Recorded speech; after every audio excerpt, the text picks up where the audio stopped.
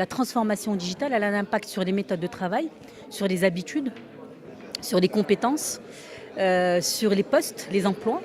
Et donc la fonction RH, son rôle, c'est d'accompagner les collaborateurs à l'appropriation de ces nouvelles méthodes de travail, à les rassurer, à les former, à accompagner aussi les changements organisationnels, parce que souvent il y a des changements organisationnels qui sont la conséquence de ces transformations, et finalement de faire en sorte que cette transformation digitale rentre dans les habitudes et les mœurs de façon la plus facile possible pour les collaborateurs et pour l'entreprise. Justement, quelles sont les actions qu'on peut privilégier pour faire adhérer l'ensemble des collaborateurs à cette transformation?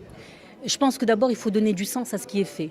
Il faut qu'on explique pourquoi, quel est l'avantage pour les collaborateurs. Expliquer, rassurer sur les...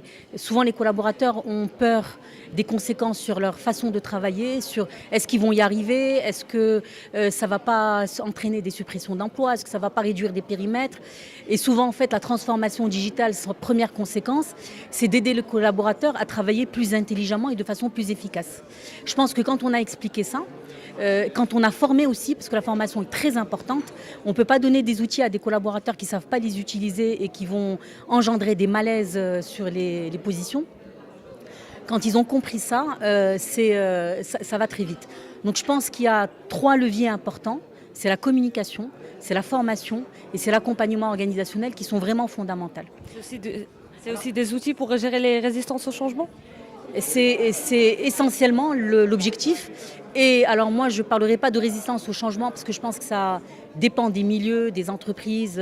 Quand vous avez des populations très jeunes, en général, ils sont plutôt friands et ça va vite. Mais c'est surtout pour que ce changement-là soit vécu le mieux possible et compris par tout le monde.